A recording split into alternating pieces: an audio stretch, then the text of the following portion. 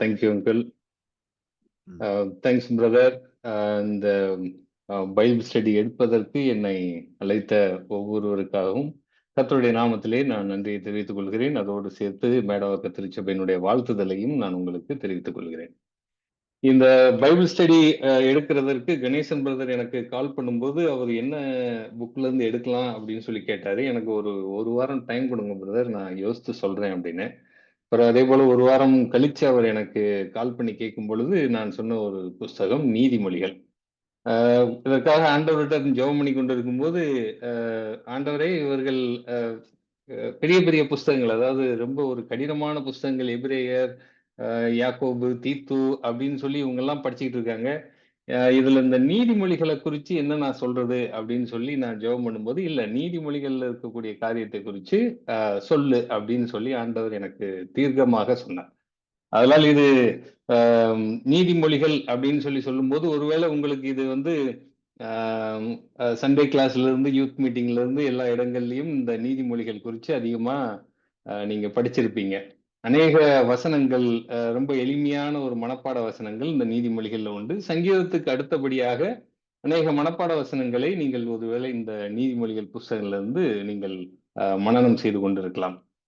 ஆனால் இன்றைக்கு இந்த நீதிமொழிகள் இந்த புஸ்தகத்திலிருந்து நாம் அநேக காரியங்களை கற்றுக்கொள்ளலாம். இதை நீங்கள் எதற்கு உதாரணமாக கொள்ளலாம் என்றால், 2 நபர்கள் மரம் வெட்டுவதற்காக காற்றுக்குள் செல்கிறார்கள். அப்படி காற்றுக்குள் சென்ற நபர்களே ஒரு நபர் பகல் முழுவதும் பிரயாசப்பட்டு அவரால் மிக குறைந்த மரங்களையே வெட்ட முடிந்தது. ஆனால் இன்னொரு நபர் அநேக மரங்களை வெட்டி வீழ்த்தினார். 2 பேரும் உட்கார்ந்து பேசிக் கொண்டிருக்கும் போது, அந்த அதிகமான மரம் வெட்டுபவரிடம் குறைவான மரத்தை வெட்டினவர் ஒரு கேள்வியை கேட்டார். நான் ரொம்ப கஷ்டப்பட்டு பிரயாசப்பட்டு நான் வந்து இந்த மரத்தெல்லாம் வெட்டுறேன். ஆனா என்னால கொஞ்சம் தான் என்னால வந்து வெட்ட முடிஞ்சுச்சு. நீ எப்படி இதெல்லாம் வந்து அதிகமான மரத்த வெட்டுற? நீயும் அதே நேரம் தானே வேலை செய்ற அப்படின்னு சொல்லி கேட்டாராம். அதுக்கு அவர் பதில் சொன்னாராம், நான் வந்து ஒரு மரத்த வெட்டி முடிச்ச உடனே திரும்ப என்னுடைய கோடாலியை நான் கூர்மையாக்க சிறிது நேரம் செலவிடுவேன். அப்படி என்னுடைய அந்த கோடாலியை நான் அடிக்கடி கூர்மைப்படுத்துவதாலே என்னால் அதிக அளவு மரங்களை வெட்ட முடிந்தது அப்படின்னு சொல்லி அந்த நபர் பதில் சொன்னாராம். இந்த நீதிமொழிகள் புஸ்தகமும் கிட்டத்தட்ட அப்படித்தான். நாம் அடிக்கடி இந்த நீதிமொழிகளுடைய புஸ்தகத்திலே வாசித்து நம்மை நாமே தீட்டிக் கொள்ள வேண்டும். நம்முடைய அந்த அறிவை, ஞானத்தை நாம் என்ன செய்ய வேண்டும் என்றால், அடிக்கடி நாம் பதத்தை நாம் சரியாக எடுத்துக்கொள்ள வேண்டும். அப்படி எடுத்துக்கொண்டோம் என்றால் இந்த நீதிமொழிகள் புஸ்தகம் மிகவும் ஒரு அருமையான ஒரு புஸ்தகம். சிறு குழந்தைகள், வாலிப பிள்ளைகள், முதியவர்கள் வரை எல்லோருக்கும் பிரயோஜனமான ஒரு புஸ்தகம் இந்த நீதிமொழிகள். இந்த நீதிமொழிகளை குறித்து உங்களுக்கு அநேக காரியங்களை தெரிந்திருக்கும். இதிலே அநேக பகுதிகளை எழுதியது தாவீதின் குமாரனாகிய சாலமோன். தன்னுடைய பிள்ளைகளுக்கு, தன்னுடைய மகன்களுக்கு எப்படிப்பட்ட ஒரு ஞானத்தோடு இருக்க வேண்டும் என்பதை குறித்து நீதிமொழிகளிலே அநேக காரியங்களை இந்த சாலமோன் சொல்லியிருக்கிறார். சரிங்களா? நான் பொதுவா இடையில ஒரு சில கேள்வி எல்லாம் கேட்பேன். அதனால வந்து நீங்க ரெடியா ஆயத்தமா நீங்க அன்மியூட் பண்ணி நீங்கள் ரெடியா இருப்பது ரொம்ப நல்லது. இல்லைன்னா நீங்க வருத்தப்படுவீங்க. ஐயோ, இந்த கேள்விக்கு நம்ம பதில் சொல்லியிருக்கலாமே அப்படின்னு. இப்ப உதாரணத்துக்கு ஒரு கேள்வி கேட்கிறேனே, வேதத்திலே ஞான நூல்கள் என்று அழைக்கக்கூடிய நூல்கள் என்னென்ன? ஞான புஸ்தகங்கள், ஞான நூல்கள் அப்படின்னு சொல்லி வேதத்துல புஸ்தகங்களை அழைக்கிறார்கள். அதிலே ஆஹ் எத்தனை புஸ்தகங்கள் இருக்கின்றன? அவைகள் என்னென்ன? தெரிந்தவர்கள் சொல்லலாம்.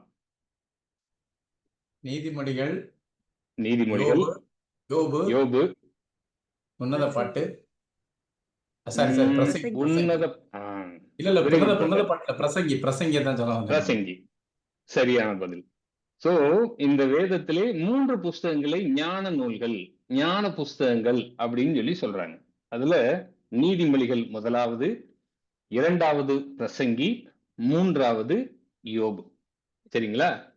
அப்ப ஏன் இத ஞான இலக்கியங்கள் அப்படின்னு சொல்லி சொல்றாங்க அப்படின்னு சொல்லி பாத்தீங்கன்னா, எல்லாருடைய மனசுலயும், எல்லாருடைய மனிதனாக பிறந்த எல்லோருடைய மனசுலயும் இருக்கக்கூடிய ஒரு பெரிய வாஞ்சை என்ன அப்படின்னா, நான் எப்படி ஒரு வெற்றியுள்ள ஒரு வாழ்க்கை வாழ்வது, அதற்கு நான் என்ன செய்ய வேண்டும், இந்த உலகத்துல நல்லா வாழணும் பிரதர், எல்லாரை விட சிறப்பா வாழணும் அப்படிங்கிறதுல நான் என்னென்னலாம் செய்யணும், அப்படின்னு சொல்லி இந்த கேள்வி எல்லாருடைய மனசுலயும் இருக்கும்.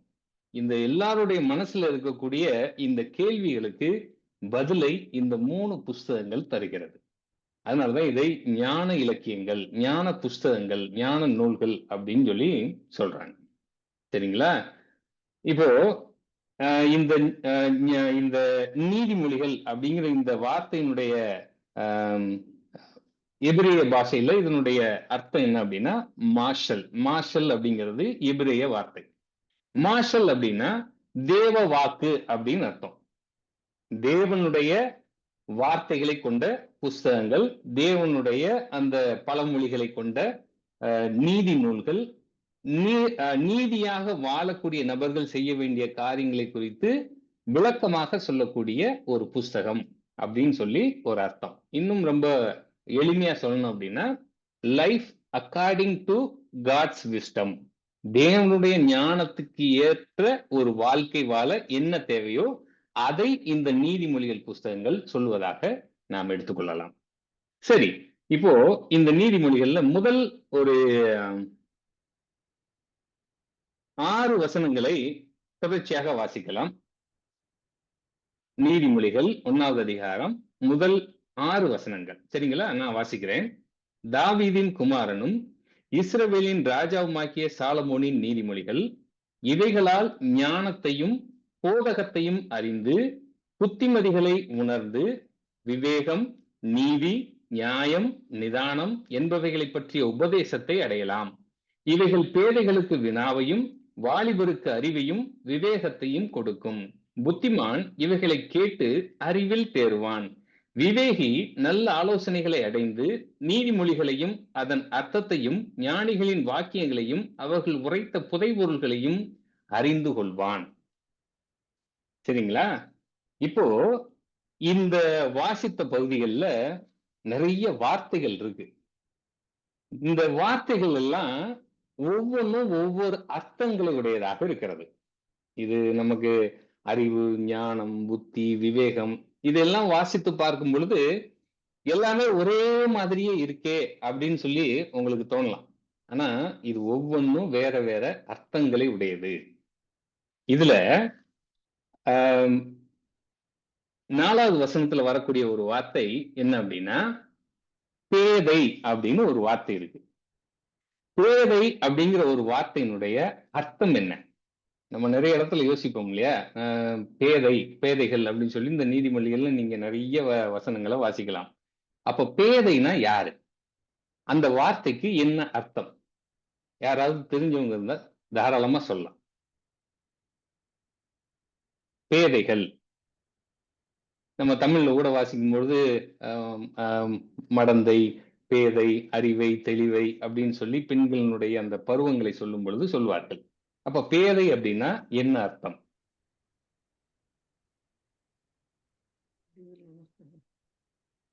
ஒன்றும் தெரியாம இருக்கிறவன். கரெக்ட். அதாவது எந்த ஒரு அறிவும் இல்லாத ஒரு நபர். அந்த நபருக்கு என்னன்னா எந்த விதமான அறிவும் அவருக்கு இல்லை அப்படிங்கிற ஒரு பொருள்ல அதை நம்ம எடுத்துக்கலாம். இன்னும் சொல்ல போனா இந்த வார்த்தைக்கு இன்னும் அர்த்தங்கள் இருக்கு. என்ன அர்த்தம்னா தன்னம்பிக்கையுடன் தவறு செய்பவன் அர்த்தம். கடவுளின் வார்த்தைக்கு கீழ்ப்படியாதவன் அர்த்தம். பழிவாங்கும் மனப்பான்மை உடையவன் சொல்லி அர்த்தம். சரிங்களா? இதுக்கு ரெஃபரன்ஸ் நீதிமொழிகள் 12:15 எடுத்துக்கோங்களேன். நீதிமொழிகள் 12:15 எடுத்தவர்கள் வாசிக்கலாம்.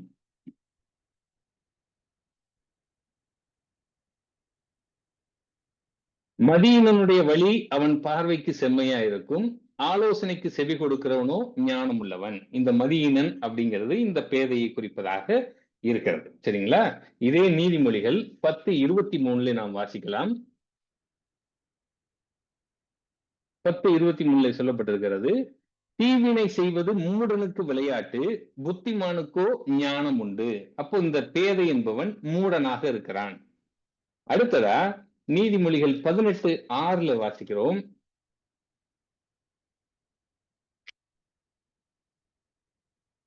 கோல்காரனுடைய வார்த்தைகள் விளையாட்டு போல் இருக்கும், ஆனாலும் அவைகள் உள்ளத்திற்குள் தைக்கும். அப்போ வார்த்தையிலே எந்த விதமான கட்டுப்பாடும் இந்த பேதைக்கு இருக்காது.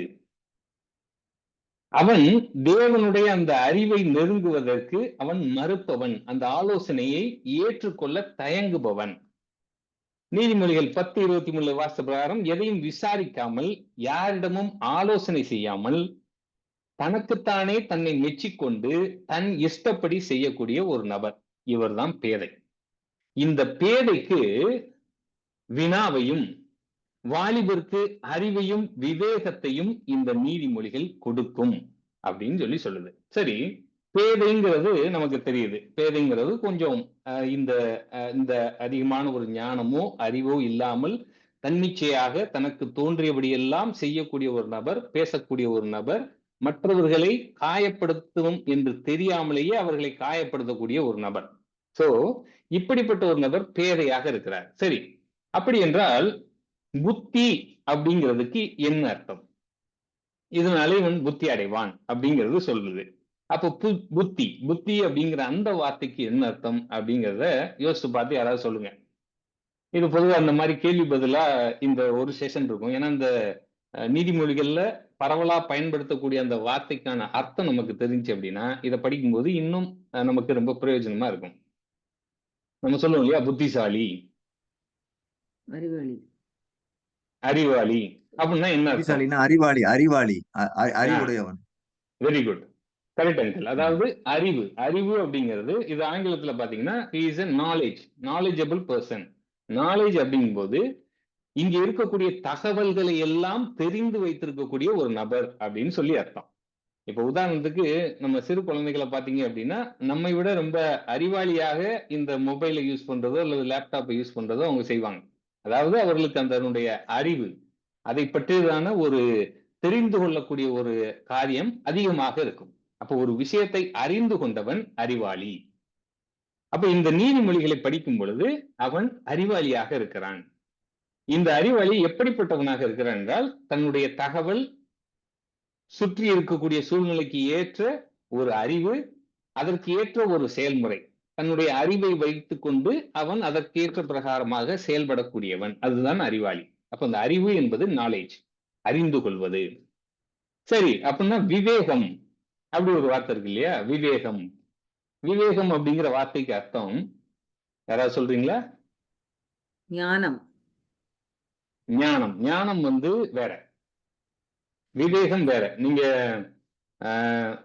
ரெண்டையும் நீங்க வித்தியாசப்படுத்தி பார்க்கலாம். இப்ப உதாரணத்துக்கு very good, correct sister. So விவேகம் அப்படிங்கறத நீங்க ஆங்கிலத்தில் எடுத்துக்கிட்டீங்க அப்படின்னா அண்டர்ஸ்டாண்டிங், ஒரு விஷயத்தை புரிந்து கொண்டு நல்லது எது கெட்டது எது என்பதை பிரித்து தெரிந்து கொள்ளும் ஆற்றல், அதுதான் பகுத்தறிவு. அப்போ ஒருவன் விவேகி அப்படின்னு சொன்னா அவனுக்கு நல்லது எதுங்கிறது தெரியும், கெட்டது எதுங்கிறது தெரியும். அந்த ரெண்டு விஷயத்தையும் பிரித்து பார்த்து எது நல்லது எது கெட்டதுங்கிறத தெளிவாக சொல்ல தெரியும். அப்ப நீதியும் நியாயமும் இந்த அடிப்படையில அவனால் முடிவெடுக்க முடியும். நீங்க நீதிமொழிகள் 18:15 வாசிங்களேன். நீதிமொழிகள் 18:15 இதுல பாத்தீங்கன்னா, புத்திமானுடைய மனம் அறிவை சம்பாதிக்கும், ஞானியின் செவி அறிவை நாடும் அப்படிங்கிறது சொல்லியிருக்கு. இது என்னன்னா, இந்த புத்திமானுடைய இந்த மனம் அறிவை சம்பாதிக்கும், ஞானியின் செவி அறிவை நாடும். இந்த தெரிஞ்சு வச்சிருக்கான் இல்லையா தகவல், இந்த தெரிஞ்சு வச்சிருக்கிற இந்த தகவல்ல எது நல்லது எது கெட்டதுங்கிறத ரொம்ப அழகா பிரிச்சு பார்க்கக்கூடியவன் இந்த விவேகி. இதே இது நீதிமொழிகள் 2வது அதிகாரம் 11வது வசனத்துல நாம் வாசிக்கலாம். நல் யோசனை உன்னை காப்பாற்றும், புத்தி உன்னை பாதுகாக்கும். இந்த நல்ல யோசனை செய்யக்கூடிய ஒருத்தர் இருக்காரு பாருங்க, அவர் தான் இந்த விவேகி. அப்போ விவேகம் அப்படிங்கிறது அண்டர்ஸ்டாண்டிங், ஒரு விஷயத்தை புரிந்து கொண்டு அதை பகுத்தறிவது. சரி, அப்ப ஞானம்னா என்ன? ஆங்கிலத்துல அது விஸ்டம் அப்படிங்கிற ஒரு வார்த்தை இருக்கு. அப்ப ஞானவான், ஞானமுடையவன் அப்படின்னா யாரு? புத்தினா, பேதைனா என்னன்னு பார்த்துட்டோம், புத்தினா என்னன்னு பார்த்துட்டோம், விவேகம்னா என்னன்னு பார்த்துட்டோம், ஞானம்னா என்ன? அறிவு, அறிவு, தெளிவு, அறிவு, புத்தி ரெண்டுமே வந்து நாலேஜ், தகவலை தெரிந்து கொள்வது அப்படிங்கிறது. விவேகம் தெரிந்த தகவல்ல எது நல்லது எது கெட்டது அப்படிங்கிற அந்த தீர்மானத்தை எடுக்கக்கூடிய ஒரு பகுத்தறியக்கூடிய ஒரு ஆற்றல். ஞானம்ங்கிறது என்ன? ஆன்மீக அறிவு, மெய் அறிவு. மெய் அறிவு. நல்ல ஒரு தமிழ் சொல்ல. ஆக்சுவலா தமிழ்ல அது மெய் அறிவு. இப்போ மெய் அறிவு, ஞானம் அப்படிங்கறதுடைய விளக்கம் என்ன? அறிவையும் விவேகத்தையும் சரியான நேரத்துல பயன்படுத்துறது ஞானம். ஓகே, அறிவு. ஓகே, நீங்க இந்த கான்செப்ட்ல வரீங்க என்ன அப்படின்னா புத்திசாலி, ஞானி, விவேகம். அதாவது புத்திசாலிக்கு என்ன செய்யணுங்கிறது தெரியும், ஞானி என்பவன் எப்ப செய்யணுங்கிறத அதை செய்வான். ஓகே, ஆனா ஞானம் அப்படிங்கிறது என்ன அப்படின்னா இந்த விவேகம் இருக்கு இல்லையா, நல்லது கெட்டதுங்கிறத பிரித்தறியக்கூடிய ஒரு ஆற்றல், அதோடு சேர்ந்து இன்னொன்னு ஒண்ணு தேவை. அது என்ன அப்படின்னா தேவனுடைய பார்வைக்கு பயந்து நன்மையானதை செய்யக்கூடியது ஞானம். தேவனுடைய எண்ணம் எப்படி இருக்கிறது, அந்த எண்ணத்தின் பிரகாரம் நான் செய்கிறேனா அப்படிங்கிறத யோசிச்சு பார்த்து அதனுடைய பிரகாரம் தங்களுடைய வாழ்க்கையை அமைத்துக் கொள்வதற்கு இல்லையா, இதுதான் ஞானம். பகுத்தறியக்கூடிய ஆற்றல் கரெக்ட். அந்த பகுத்தறிதலோடு சேர்த்து எல்லா நிலைமையிலும் தேவன் என்னை பார்த்து கொண்டிருக்கிறார் அப்படிங்கிறத உணர்ந்து செயல்படக்கூடிய ஒரு தன்மை ஞானம். அப்ப புத்திங்கிறது என்ன செய்ய வேண்டும் என்பதை தெரிந்து கொள்வது. விவேகம் என்பது இது சரியா தவறா என்று கணித்து முடிவு சொல்வது. ஞானம் என்பது தேவனிடத்திலிருந்து வரக்கூடிய ஒரு வரம், அது தேவனுடைய எண்ணத்திற்கு ஏற்ப நான் செயல்படுகிறேனா என்பதை தீர்மானிக்கிறது. இதுதான் வித்தியாசம். அதனாலதான் இந்த நீதிமொழிகளினுடைய காரியத்தை குறித்து நாம் பார்க்கும்போது முதலாவதான காரியம், பேதைகள் ஞானம் அடையலாம். இதுதான் இதனுடைய நீதிமொழிகள் எழுதப்பட்டதனுடைய நோக்கம். நம்ம வாசித்த இந்த முதல் 6 வசனங்களில் சொல்லப்பட்ட ஒரு காரியம், பேதைகள் ஞானம் அடையலாம். 2வது, வாலிபர்கள் அறிவும் விவேகமும் பெறலாம். 3வது, ஞானவான் மேலும் ஞானம் அடையலாம். அப்போ ஏற்கனவே தேவ பயத்தோடு இருக்கக்கூடியவர்கள் இன்னும் அதிகமாக தேவ பயத்தோடு இணைந்து அவர்களுடைய வாழ்க்கையை அமைத்துக் கொள்ளலாம் இந்த நீதிமொழிகள் மூலமாக. வாலிபர்கள் எதை செய்ய வேண்டும் என்பதை தெரிந்து கொள்ளலாம், அதாவது தகவலை தெரிந்து கொள்ளலாம், அதை எங்கே பிரயோஜனப்படுத்த வேண்டும் என்பதையும் அவர்கள் தெரிந்து கொள்ளலாம். பேதைகள் எதுவுமே தெரியாதவர்கள் இந்த ஞானத்தை அடையலாம். இதுதான் இந்த நீதிமொழிகள் எழுதப்பட்டதனுடைய நோக்கம். சரிங்களா? ஒரு மனிதன் வெற்றிகரமான ஒரு வாழ்க்கையை வாழ வேண்டும் என்றால் அவன் என்னென்ன காரியங்கள் எல்லாம் செய்ய வேண்டும் என்பது இந்த நீதிமொழிகள் புஸ்தகத்திலே சொல்லப்பட்டிருக்கிறது. சரி, இந்த ஞான நூல்கள் வரிசையினுடைய இந்த காரியத்தை நீங்க புரிஞ்சுக்கோங்க, ரொம்ப ஈஸியா இருக்கும்.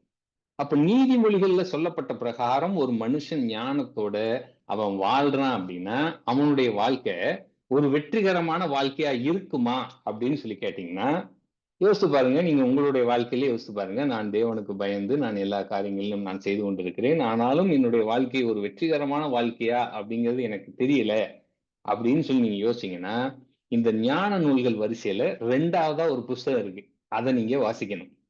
அது என்ன புஸ்தகம்? இப்பதானே படிச்சோம், பிரசங்கி. பிரசங்கியினுடைய புஸ்தகம் இதனுடைய தொடர்ச்சி. நீங்க இப்போ நீதிமொழிகள் புஸ்தகத்தை எடுத்துக்கிட்டீங்க அப்படின்னா இதை எதற்கு உதாரணமாக சொல்லலாம் அப்படின்னா ஒரு வாலிப பிராயத்துல இருக்கக்கூடிய ஒரு ஆசிரியைன்னு வச்சுக்கோங்களேன். ஏன்னா இதுல பெரும்பாலும் ஞானத்தை குறித்து சொல்லப்பட்டிருக்கிறது. ஞானம் என்பதற்கு ஹெக்மா அப்படிங்கிற வார்த்தை, இந்த ஹெக்மாங்கிற வார்த்தை பெண்பாலை குறிக்கக்கூடியது. அப்போ ஞானம் என்பது பெண்ணாக இந்த நீதிமொழி புஸ்தகத்திலே சொல்லப்பட்டிருக்கிறது. அப்போ ஒரு வாலிப வயதிலே இருக்கக்கூடிய ஒரு ஆசிரியை நமக்கு சொல்லக்கூடிய ஒரு காரியம் இந்த நீதிமொழிகளாக இருக்கிறது. அதன் பிற்பாடு நீங்கள் பிரசங்கிக்கு வரும் பொழுது அது ஒரு நடுத்தர வயதை சேர்ந்த ஒரு விமர்சகர் சொல்லக்கூடிய ஒரு காரியம். ஒரு 40-50 வயசுல இருக்கக்கூடிய ஒருவர் தன்னுடைய வாழ்க்கையை திரும்பி பார்த்து உங்களுக்கு சொல்லக்கூடிய ஆலோசனை. அதுல சொல்லக்கூடிய ஆலோசனை, நீங்க அதை வாசித்து பார்க்கும்போது உங்களுக்கு புரிஞ்சிடும். என்ன அப்படின்னா, வானத்துக்கு கீழே எல்லாம் எப்படியாக இருக்கிறது? மாயையாக இருக்கிறது. நம்முடைய பிரயாசங்கள் எல்லாம் விருதாவாக இருக்கிறது அப்படிங்கிற அந்த கண்ணோட்டத்துல பிரசங்கினுடைய நூல் முழுவதுமாக இருக்கும். அதுல சொல்லப்பட்ட காரியங்கள்லாம் நம்ம புரிஞ்சுக்கணும். என்ன புரிஞ்சுக்கணும் அப்படின்னா, முதலாவதாக காலத்தின் அட்டவணை. இந்த காலத்தின் அட்டவணைங்கிறது பிரசங்கினுடைய ஒரு முக்கியமான ஒரு கருப்பொருள். நீங்க யோசித்து பாருங்க, இந்த பூமி தோன்றி பல 100 ஆண்டுகள் ஆகிறது. நமக்கு முன்பாக அநேக தலைமுறைகள் வாழ்ந்திருக்கிறார்கள். ஆனால் அவர்களுடைய அந்த கால அட்டவணை எல்லாம் நம்மிடத்துல இருக்கிறதா அப்படின்னு சொல்லி பாத்தீங்கன்னா இல்ல. நீங்க உங்களுடைய தலைமுறையிலேயே ஒரு 2, 3 தலைமுறைகள் முன்னாடி நீங்க போனீங்கன்னா ஒருவேளை அவர்களுடைய பெயரை நீங்கள் தெரிந்து வைத்திருக்கலாம். இன்னும் சில பேருக்கு அந்த 2, 3 தலைமுறைகளுடைய பெயர் கூட தெரியாமல் இருக்கலாம். ஆனால் அவர்களும் இந்த உலகத்துல எப்படி இருந்திருக்காங்க? ஒரு வெற்றிகரமான வாழ்க்கை வாழணும்னு சொல்லி பிரயாசப்பட்டிருக்காங்க. ஆனா அந்த காலத்தினுடைய அட்டவணையில அவைகள் எல்லாம் நாம் ஒப்பிட்டு பார்க்கும் பொழுது நம்முடைய வாழ்நாட்கள் மிக குறுகியதாக இருக்கிறது. சரிங்களா?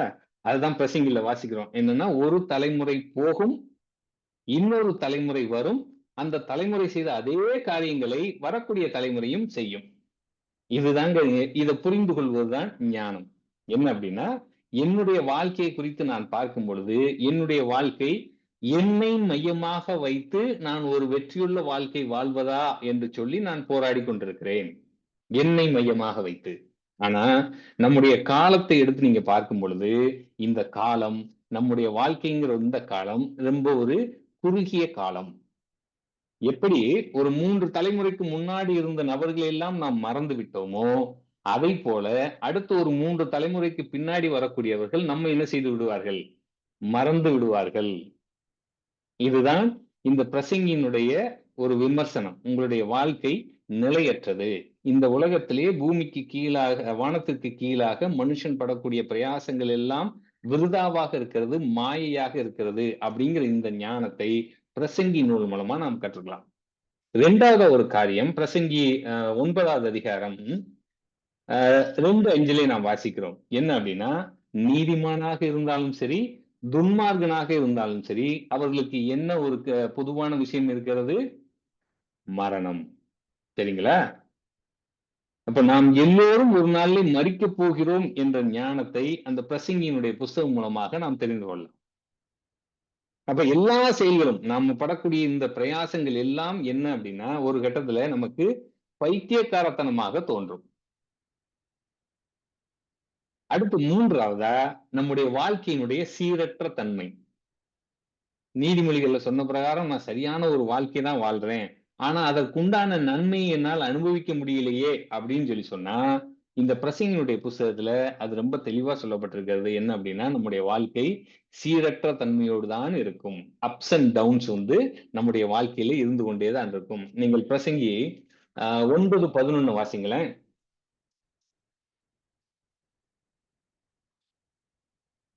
நான் திரும்பிக் கொண்டு சூரியனுக்கு கீழே கண்டதாவது, ஓடுகிறதற்கு வேகமுள்ளவர்களின் வேகமும் யுத்தத்திற்கு சௌரியவான்களின் சௌரியமும் போதாது, பிழைப்புக்கு ஞானமுள்ளவர்களின் ஞானமும் போதாது, ஐஸ்வர்யம் அடைவதற்கு புத்திமான்களின் புத்தியும் போதாது, தயவு அடைவதற்கு வித்வான்களின் அறிவும் போதாது, அவர்கள் எல்லாருக்கும் சமயமும் தேவ செயலும் நேரிட வேண்டும்.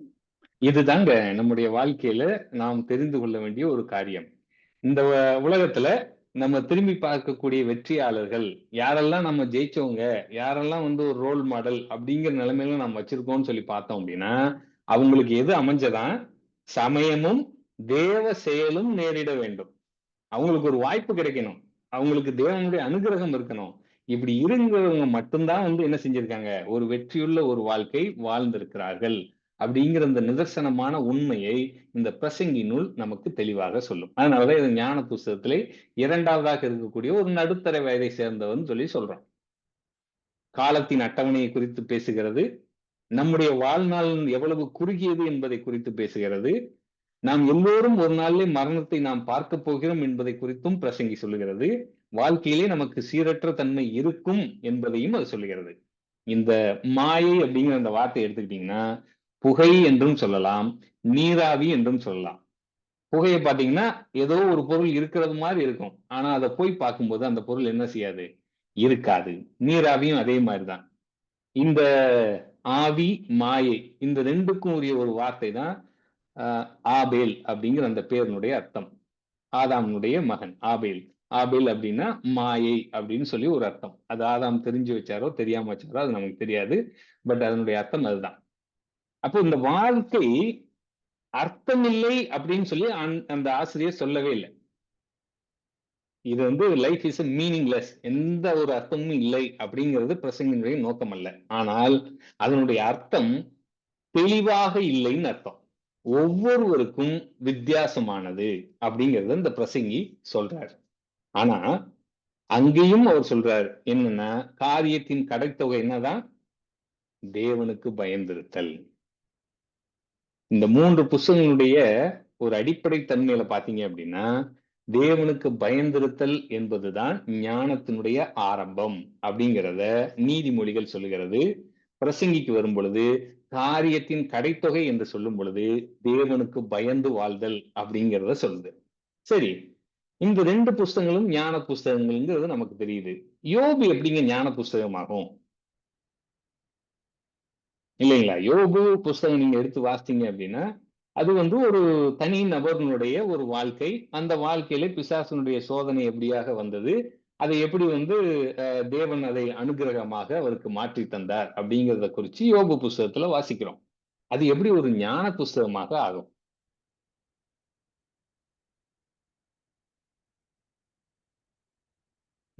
ஆன்டி ஏதோ சொல்றாங்கன்னு நினைக்கிறேன்.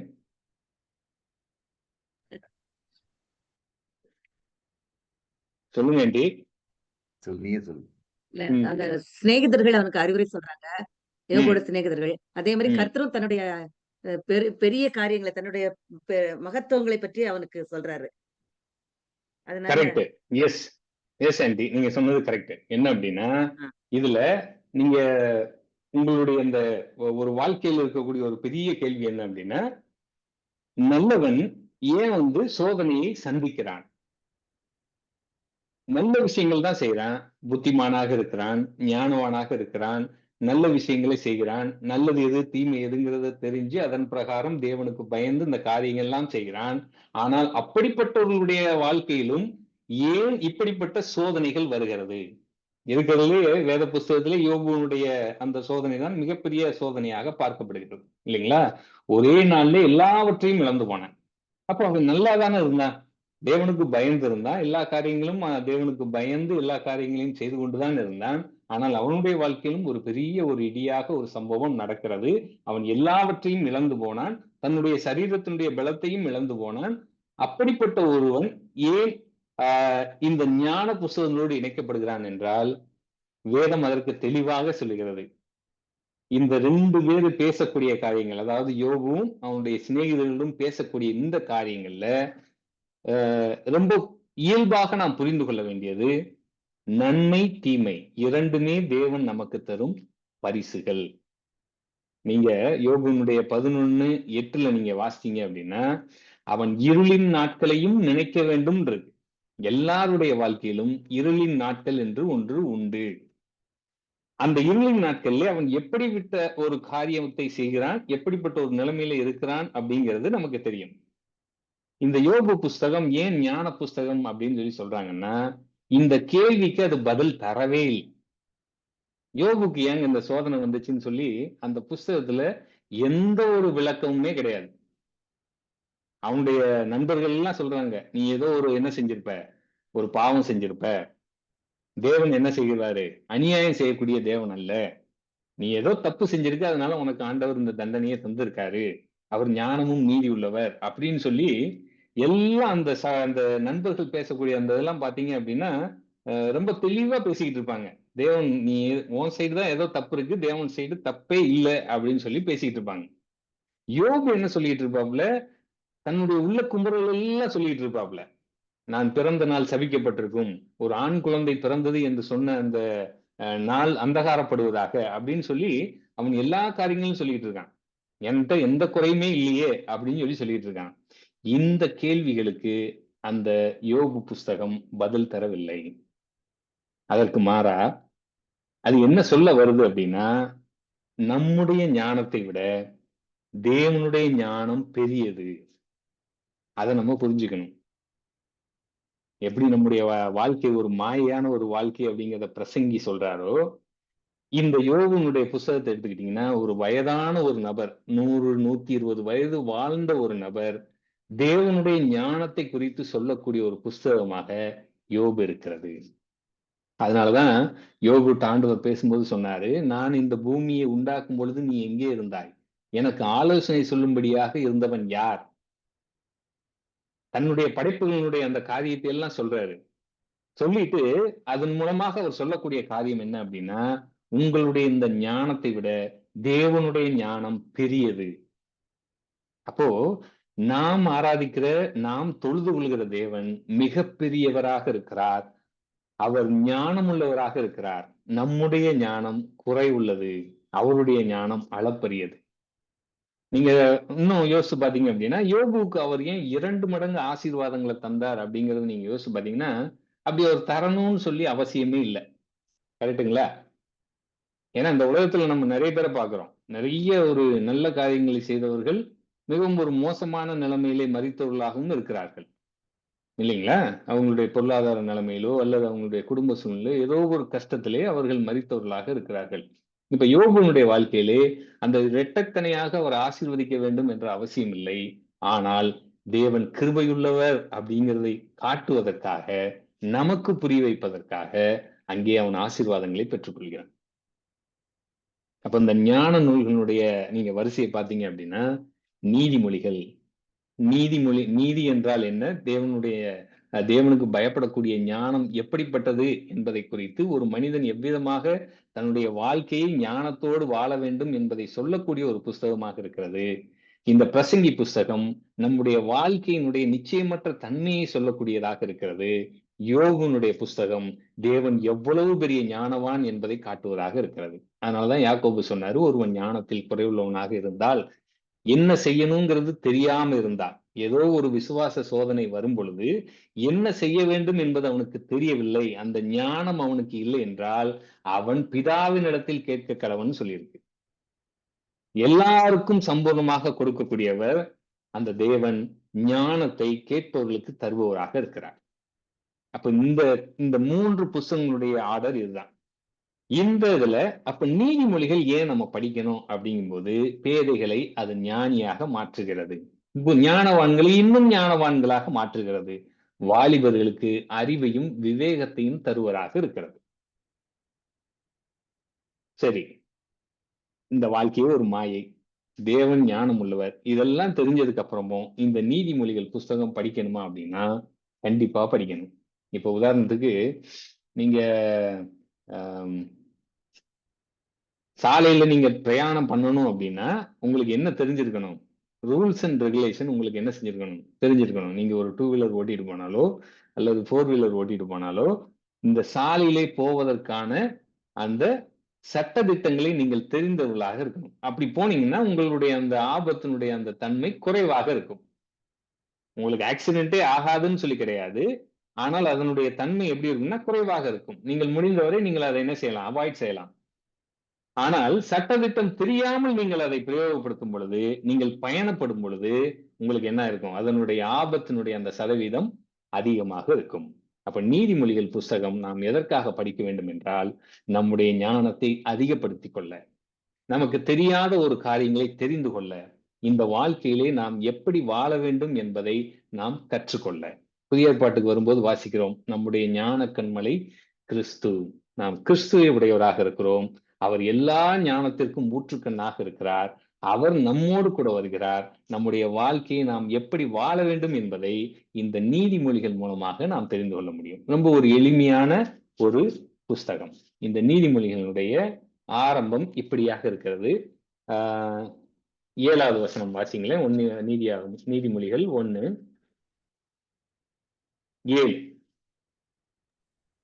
கர்த்தருக்கு பயப்படுதலே ஞானத்தின் ஆரம்பம். அப்ப முதலாவதாக நாம் தெரிந்து கொள்ள வேண்டிய காரியம், இந்த ஞானம் எங்கே ஆரம்பிக்கிறது? கர்த்தருக்கு பயப்படக்கூடிய பயத்திலே ஆரம்பிக்கிறது. ஞானமே இங்கதான் ஆரம்பிக்குது. ஒரு மனிதன் ஞானவானாக மாற வேண்டும் என்றால், ஞானியாக மாற வேண்டும் என்றால், அவன் முதலாவதாக செய்ய வேண்டியது கர்த்தருக்கு பயந்து வாழ்வது. அப்ப கர்த்தருக்கு பயப்படக்கூடிய அந்த பயம் நம்முடைய இருதயத்தில் இருக்கிறது என்றால் நாம் ஞானவான்களாக இருக்கிறோம் அர்த்தம். இந்த ஞானத்திற்கு ஹெக்மா அப்படின்னு ஒரு வார்த்தை சொன்னேன், கரெக்டுங்களா? இந்த ஞானம்தான் தேவன் இந்த பூமியை படைக்கும் பொழுது அவர் பயன்படுத்தியது. தன்னுடைய ஞானத்தினாலே அவர் இந்த உலகத்தை எல்லாம் சிருஷ்டித்தார்னு சொல்லி வாசிக்கிறோம் இல்லையா? அந்த ஞானம் தான். இந்த ஞானம்ங்கிறது ஒரு ரொம்ப ரொம்ப எளிமையா சொல்லணும் அப்படின்னா, ஏதோ ஒரு மறைவான ஒரு பொருள் அப்படிங்கிற மாதிரி நம்ம சொல்றதை விட, ஒரு மர வேலை செய்யக்கூடிய ஒருவர் அல்லது கட்டிடங்களை எழுப்பக்கூடிய ஒரு பொறியாளர், அதிலே ஒரு சிறந்து விளங்கக்கூடிய ஒரு தன்மை, அதுதான் இந்த ஞானம். இப்ப உதாரணத்துக்கு நீங்க கட்டடம் கட்டக்கூடியவர்களை நீங்க பாத்தீங்க அப்படின்னா, இல்ல மர வேலை செய்யக்கூடியவங்களை பாத்தீங்கன்னா, ஒரு சிலர் செய்யக்கூடிய அந்த வேலை மிக சிறப்பா இருக்கும். பாக்குறவங்க எல்லாருமே ஆச்சரியப்படுவாங்க, ஆஹா எவ்வளவு சிறப்பா அந்த வேலையை செஞ்சு முடிச்சிருக்காரு அப்படின்னு. இந்த மர வேலையை செய்யக்கூடியவர்களை பார்த்தீங்கன்னா, அவங்க எவ்வளவு சிறப்பா அந்த வேலையை செஞ்சு முடிச்சிருக்காங்க அப்படிங்கறத நம்ம பார்க்க முடியும். எல்லாரும் செய்யலாம், ஆனா யாரோ ஒரு சிலர் செய்யக்கூடிய காரியங்கள் மிகச் சிறப்பாக இருக்கும். நீங்க இந்த ஆசரிப்பு கூடாரத்தை ஸ்தாபிக்கும் பொழுது ஒரு நபரை ஞானவானாக, அதாவது இந்த இப்படிப்பட்ட எந்திர வேலைகள் எல்லாம் செய்யக்கூடிய ஒரு ஞானவானாக ஆண்டவர் ஒருவர் என்ன செஞ்சிருப்பாரு, தந்திருப்பார். அவர் தான் அந்த வேலையெல்லாம் செய்வார். அதுதான் அந்த ஞானம்ங்கிறது. அப்ப உங்களுடைய வாழ்க்கையை நீங்கள் சிறப்பான முறையில் கட்டமைக்க விரும்பினால் உங்களுக்கு தேவையானது இந்த ஞானம். இந்த ஞானத்தின் மூலமாக உங்களுடைய வாழ்க்கையை நீங்கள் சிறப்பாக மாற்றிக்கொள்ள முடியும். பார்க்கக்கூடியவர்கள் உங்களுடைய வாழ்க்கையை பார்த்து, ஆகா இவன் இவ்வளவு சிறப்பான ஒரு வாழ்க்கை வாழ்கிறானே அப்படின்னு சொல்லி சொல்றான் அப்படின்னா, இந்த ஞானம் உங்களுக்கு அளவில்லாமல் கிடைத்திருக்கிறதுன்னு அர்த்தம். அப்ப இந்த ஞானத்தை பெற்றுக்கொள்ள தொடக்கமாக இருப்பது கர்த்தருக்கு பயப்படுதல். இந்த உலகம் நமக்கு என்ன தரும்னா அறிவை தரும். நம்ம ஸ்கூல்ல போய் படிக்கிறோம், காலேஜ்ல போய் படிக்கிறோம், இதெல்லாம் எதுக்காக அப்படின்னா நாம் தகவல்களை பெற்றுக்கொள்வதற்காக. இப்படி பெற்றுக்கொண்ட இந்த தகவல்கள் மூலமாக இந்த நாட்டினுடைய சட்டதிட்டங்கள், இந்த உலகத்தினுடைய இந்த சட்டதிட்டங்கள், நன்மை தீமைகள், இவைகள்லாம் நமக்கு விவேகத்தை கொடுக்கிறது. எது நல்லது எது கெட்டதுங்கிறத நாம் தெரிந்து கொள்வதற்கு உதவுகிறது. ஆனால் ஞானம் கர்த்தருக்கு பயப்படக்கூடிய பயத்தின் மூலமாக நமக்கு கிடைக்கிறது. அப்போ ஒருவன் ஞானவானாக இருக்கிறான் அப்படின்னா அவன் கர்த்தருக்கு பயந்து இருக்கிறான்னு அர்த்தம். இந்த கர்த்தருக்கு பயப்படுதல் அப்படிங்கிற இந்த ஒரு காரியத்தை எடுத்தீங்க அப்படின்னா, பயம் வேறு, திகில் வேறு. இந்த ரெண்டுக்கும் வித்தியாசத்தை நல்லா புரிஞ்சுக்கோங்க. திகில் என்பது நீங்கள் ஒரு விஷயத்தை பார்த்து ஒரு அதிர்ச்சி அடைவது. திடீர்னு உங்களுடைய மனசுல ஒரு பயம் வருவது.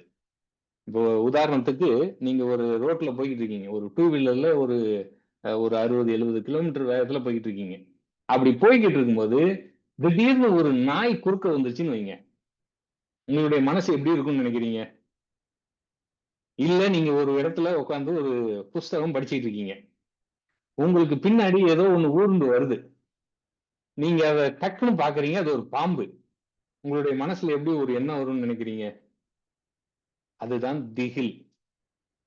அப்ப ஆண்டவரை நினைக்கும் பொழுது நமக்கு என்ன வரக்கூடாது? திகில் வரக்கூடாது. ஐயோ ஆண்டவரே அப்படின்னு சொல்லி என்ன செய்யக்கூடாது? திகில் வரக்கூடாது. அவர் மரியாதைக்குரியவர், பயபக்திக்குரியவர் அப்படிங்கிற அந்த எண்ணம் வரணும். நாம் அவரிடத்துல பயந்து, நாம் அவரை சார்ந்து இருக்கும் பொழுது, நாம் அவருக்கு கீழ்ப்படிந்து இருக்கும் போது தேவன் நமக்கு ஞானத்தை தருபவராக இருக்கிறார். அதுதான் வெற்றிகரமான வாழ்க்கை வாழ்வதற்கு அடிப்படையான இருக்கக்கூடிய ஒரு காரியம். சரிங்களா? இதுக்கு நிறைய ரெஃபரன்ஸ் இருக்கு. ஒரு 2-3 முடிச்சுட்டு நம்ம கரெக்டா இருக்கும்னு நினைக்கிறேன். இப்ப உதாரணத்துக்கு தேவனுக்கு பயந்து வாழக்கூடிய ஞானம் அப்படின்னு சொல்லி எடுத்தீங்கன்னா, ஒரு ஸ்டூடெண்ட் ஒருவன் ஏதோ ஒரு எக்ஸாம் எழுதுறான் அப்படின்னா, எல்லாரும் பார்த்து எழுதுறாங்க. ஆனா அவன் பார்த்து எழுதாம தேவனுக்கு பயந்து எழுதுறான் அப்படின்னா, அவனுக்கு தேவனுடைய ஞானம் இருக்குன்னு அர்த்தம். அந்த ஞானத்தை அவன் பெற்றுக்கொண்டவனாக இருக்கிறான்னு அர்த்தம். தேவனுக்கு பயந்து இருக்கிறான்னு அர்த்தம். அதே மாதிரி நீங்க பிசினஸ் பண்ணக்கூடிய ஆட்கள் எனக்கு நஷ்டம் வந்தாலும் பரவாயில்ல, ஆனால் இந்த காரியத்தை நான் செய்ய மாட்டேன் அப்படின்னு சொல்லி தேவனுக்கு பயந்து அவர்கள் வியாபாரம் செய்யும் பொழுது அவர்கள் ஞானவான்களாக இருக்கிறார்கள். நீங்கள் சங்கீதம் 34 9, 10, 11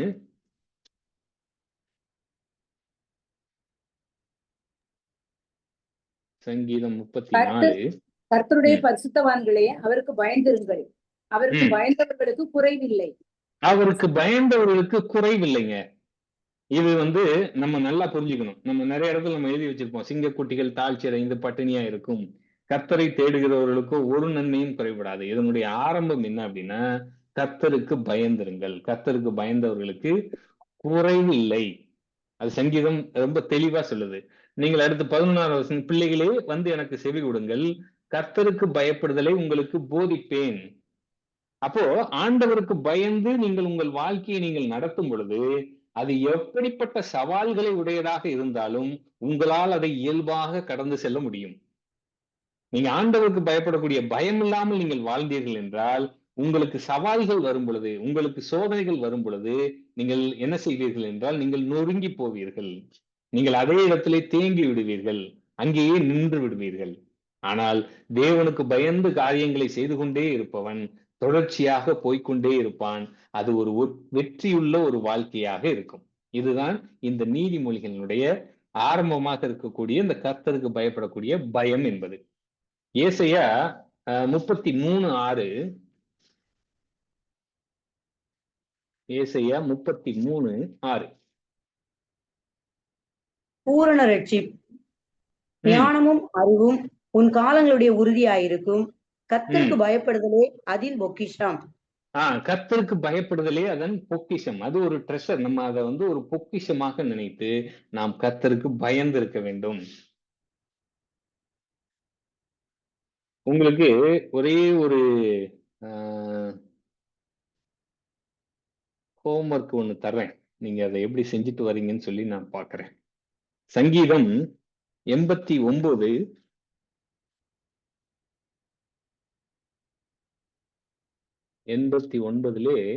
14வது வசனம் இப்படியாக சொல்லுது, நீதியும் நியாயமும் உம்முடைய சிங்காசனத்தின் ஆதாரம், கிருபையும் சத்தியமும் உமக்கு முன்பாக நடக்கும். இங்கே சொல்லப்பட்ட வார்த்தை நீதியும் நியாயமும். சரிங்களா? இதே இது நீங்கள் நீதிமொழிகளிலும் இந்த வார்த்தையெல்லாம் நீங்கள் வாசிக்கலாம். நீதி, நியாயம், இந்த ரெண்டு வார்த்தையும் என்ன? இந்த ரெண்டு வார்த்தைக்கான வேறுபாடு என்ன? இதுதான் நீங்க செய்ய வேண்டிய ஒரு வீட்டு பாடம். நீதி, நியாயம் கேட்கறதுக்கு ஒரே மாதிரி இருக்குல்ல, நீதி, நியாயம். ஆனா இது ரெண்டுமே வேற வேற. அப்ப இது ரெண்டினுடைய அர்த்தம் என்ன அப்படிங்கிறத நீங்க கத்துக்கிட்டு வாங்க. சரிங்களா? அப்ப இதுவரைக்கும் என்ன பார்த்தோம்? ஞான நூல்களை குறித்து பார்த்தோம். நீதிமொழிகள், பிரசங்கி, யோபு, இந்த மூன்றினுடைய ஏன் இவைகள் ஞான நூல்கள் அப்படிங்கிறத அழைக்கிறதுங்கிற அந்த காரியத்தை நம்ம பார்த்தோம். இதுல நீதிமொழிகள் எந்த விதத்தில் மிக சிறப்பானதாக இருக்கிறது, ஏன் அதை நாம் திரும்ப திரும்ப படிக்க வேண்டும் என்ற காரியத்தை குறித்து நாம் சிந்தித்தோம். இந்த ஞானம், புத்தி, அறிவு, விவேகம், பேதை, இந்த வார்த்தையினுடைய அர்த்தங்களை நாம் கற்றுக்கொண்டோம். இதன் வாயிலாக ஒருவன் ஞானவானாக வேண்டும் என விரும்பினால் அவன் செய்ய வேண்டிய ஒரு காரியம் கர்த்தருக்கு பயந்து வாழக்கூடிய ஒரு வாழ்க்கை. கர்த்தருக்கு பயப்படுதலே ஞானத்தின் ஆரம்பம் என்ற காரியத்தை குறித்தும் நாம் சிந்தித்தோம். இதுல உங்களுக்கு ஏதாவது சந்தேகம் இருந்தா நீங்க கேட்கலாம்.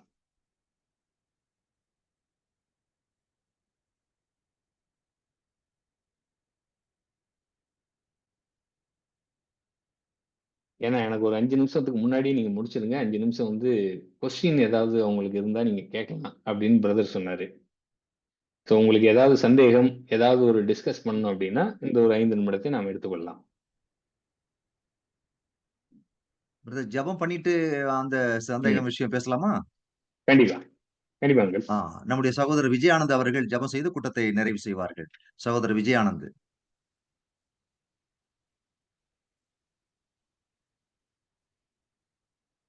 விஜய்.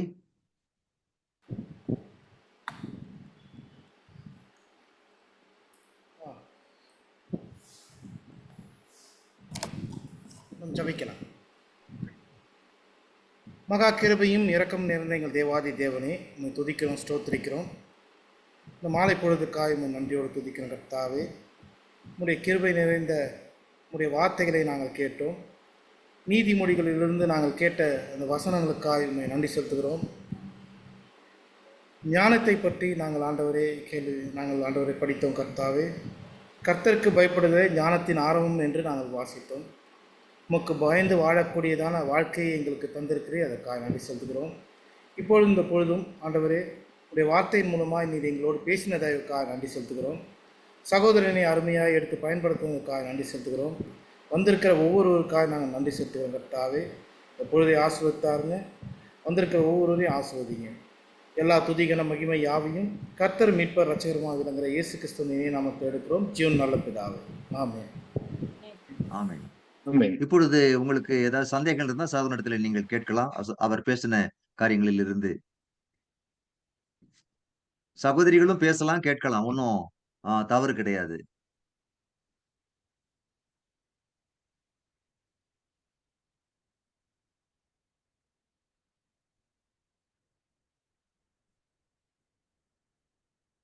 இந்த புஸ்தகம் முழுவதுமே வந்து நீதிமொழிகள் எழுதினது 31 ம். அதிகாரமுமே சாலமோன் தான் எழுதினாருங்களா பிரதர்? இல்லைன்னு ஆக்சுவலா பாத்தீங்க அப்படின்னா இதுல வந்து 1 ராஜாக்கள் 4:32 சொல்லப்பட்டிருக்கிறது சாலமோன் எழுதிய நீதிமொழிகள் 3000 அப்படின்னு. ஆனா இதுல தொகுக்கப்பட்டது அப்படின்னு சொல்லி பாத்தீங்கன்னா சாலமோனோடு சேர்த்து ஆகூர், லேமியேல் அப்படிங்கிற இந்த 2 பேரோட பேரும் அங்க சொல்லப்பட்டிருக்கிறது. இன்னும் பெயர் தெரியாத ஒரு சிலருடைய நீதிமொழிகளும் கூட இதுல இணைக்கப்பட்டிருக்கிறது. ஆனால் பெரும்பான்மையான பகுதி சாலமோனால் எழுதப்பட்டது அல்லது சாலமோன் காலத்திலே எழுதப்பட்டது. இதுதான் வந்து நீதிமொழிகள் புஸ்தகத்தினுடைய தொகுப்பு. 31 அதிகாரத்தை வந்து சாலமோனுடைய அம்மா எழுதினாங்கன்னு சொல்லி இருக்கலாம். ஒரு Yes. கருத்து இருக்கு. அது அது யார் எழுதுனாங்க வாஸ்தவமா? அப்படிங்கிறது யார் எழுதுனாங்கிறது தெளிவா தெரியல. மேபி அவங்களுடைய ஏதோ ஒரு பெண் அவங்க தாயாரா கூட இருக்கலாம். அவர்கள் எழுதின ஒரு புஸ்தகமா கூட இருக்கலாம்.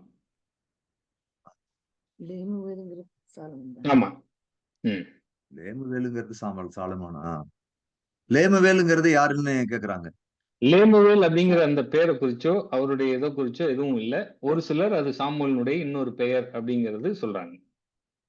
சாலமன். அது வந்து திட்டமா ஒரு இதுதான் அப்படிங்கிறது சொல்ல முடியாது. ஒரு சில வேத பண்டிதர்கள் அது சாமுவேலினுடைய இன்னொரு பெயர் அப்படிங்கறத அவங்க சொல்றாங்க. சாரி, சாலமோனோட இது.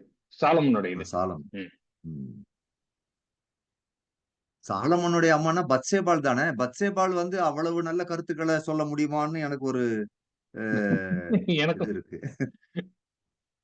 உண்மைதான். அது யாருங்கிறது இன்னும் வந்து அது தெளிவா சொல்ல. ஒவ்வொருத்தவங்களுடைய கருத்துக்கள் வந்து வேற வேற மாதிரி இருக்கு. சரி. ஆனா இதனுடைய பொதுவான கருத்து என்ன அப்படின்னா தேவனுடைய ஞானத்திற்கு உகந்தபடி நம்முடைய வாழ்க்கையை எப்படி அமைத்துக் கொள்வது, அதுதான் இந்த நீதிமொழியினுடைய ஒரு வரியில் சொல்ல வேண்டிய ஒரு காரியம்.